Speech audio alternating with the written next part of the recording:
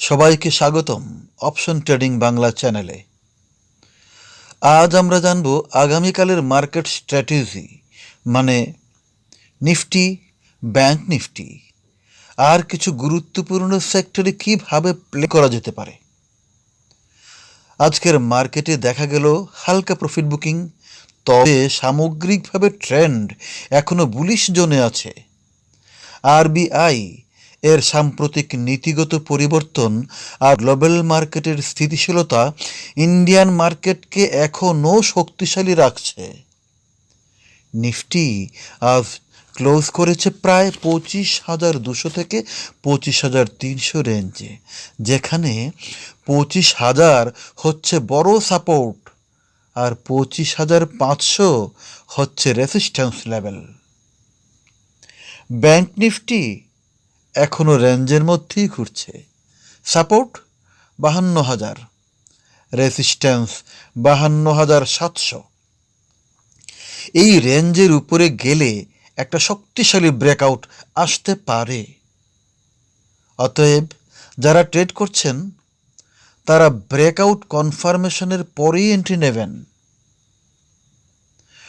By on drip strategy, যদি market ওপেনের পর সামান্য নেমে যায় তাহলে গুণগত স্টক যেমন এইচডিএফসি ব্যাংক, টিসিএস, রিলায়েন্স এগুলোতে ধীরে ধীরে এন্ট্রি নিতে পারেন।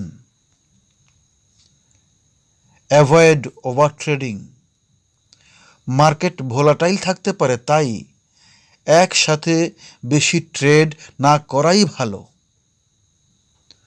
অপশন ট্রেডার্সদের জন্য নিফটি এর 25,000 পুট আর 25,500 এর কল, এই দুই স্ট্রাইক প্রাইসের উপরে ওপেন ইন্টারেস্ট ভালো দেখাচ্ছে, তাই এই লেভেলগুলোকেই ইন্ট্রাডে রেফারেন্স হিসেবে ব্যবহার করা যেতে পারে।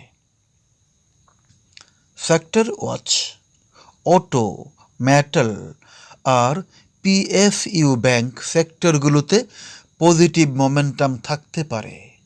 এফএমসিজি ও ফার্মা একটু সাইডওয়েতে থাকতে পারে। এফআইআই দের নেট বাইং অব্যাহত থাকলে মার্কেট সহজেই নতুন হাই ছুঁতে পারে। তবে ইউএস মার্কেট বা ডলার ইন্ডেক্স যদি হঠাৎ চড়ে যায় তাহলে কিছুটা প্রেসার দেখা যেতে পারে। তাহলে সংক্ষেপে বলা যায় মার্কেট এখনো পজিটিভ জোনে। সারের কাছে বাই অন ডিপস কাজ করতে পারে এবং নতুন ট্রেড নেওয়ার আগে ব্রেকআউট কনফার্মেশন খুব জরুরি। আপনারা কমেন্টে জানান আগামীকালের জন্য আপনারা বুলিশ না বিয়ারিশ। আর ভিডিওটি ভালো লাগলে সাবস্ক্রাইব করুন অপশন ট্রেডিং বাংলা চ্যানেলটি, আর ভিডিওটি শেয়ার করুন ট্রেডার বন্ধুদের সঙ্গে। এই ভিডিওটি শুধুমাত্র শিক্ষামূলক উদ্দেশ্যে, এখানে দেওয়া কোনো তথ্যই বিনিয়োগ পরামর্শ নয়।